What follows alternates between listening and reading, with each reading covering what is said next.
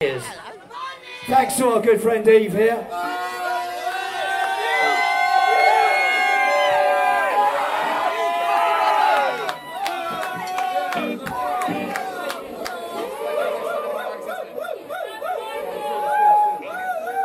I'm not saying tonight so he gets to give away.